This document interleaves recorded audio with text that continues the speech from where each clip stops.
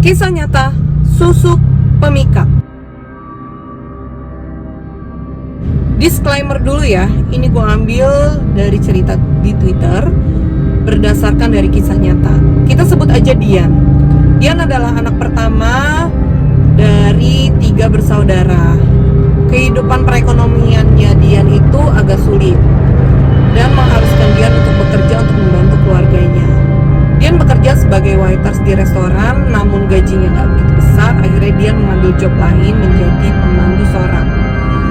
Nah, disinilah awal mula cerita Susuk Pemikat. Dian yang awalnya bekerja sebagai waiters karena perekonomiannya sulit, mengharuskan dia kerja di 2 tempat. Akhirnya Dian mengambil pekerjaan sebagai pemandu karaoke. Dia diterima karena parasnya Dian itu cantik. Awalnya Dian suka karena di sana banyak banget dapat tips uang dan bisa sedikit membantu perekonomian keluarganya. Namun karena lingkungan Dian mengharuskan untuk memakai susu. Awal mulanya dia menanyakan hal ini pada temannya yang bernama Laras. Laras, kok kamu sering dapet om-om ya?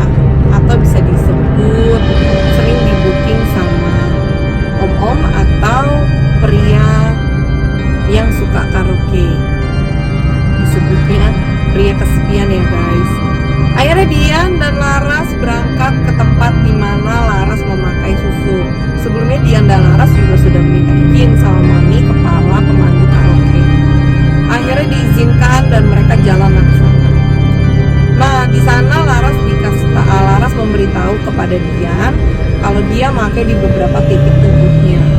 Dan Dian mengikuti arahan dari Laras. Masuklah Dian ke tempat dukun di mana Laras memasang susuk itu.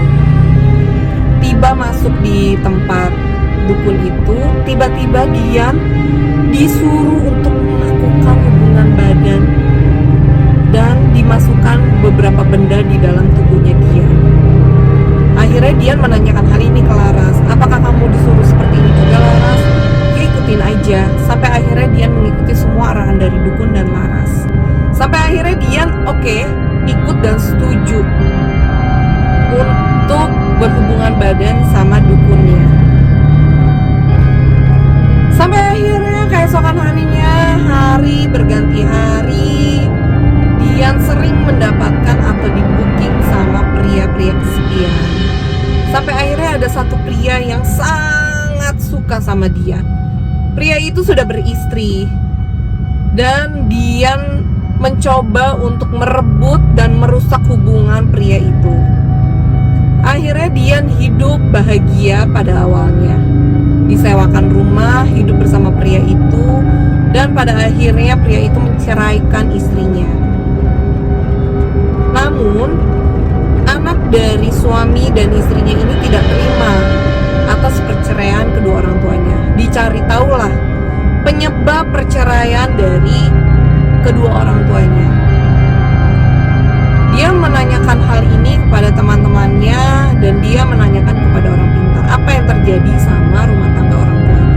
Sampai akhirnya salah satu orang pintar atau bisa dibilang dukun bilang sama anaknya bahwa ayahmu ini mendapatkan wanita ini dengan cara yang tidak baik, atau wanita ini mendapatkan ayah kamu dengan cara yang tidak baik. Sampai akhirnya pikiran kotor dari anaknya ini berpikir kalau dia mendapatkan ayahnya dengan cara yang tidak baik, ya sudah, dia akan merebutnya kembali dengan cara yang tidak baik. Sampai akhirnya anak itu berpikir untuk mencoba membuka mata ayahnya. Dengan segala cara ayahnya diobatin dan akhirnya ayahnya meninggalkan Dian. Sampai akhirnya pria itu meninggalkan Dian dan Dian sangat menderita. Disitulah awal kehancuran karirnya Dian dan kehidupannya Dian. Dian merasa sering sakit-sakitan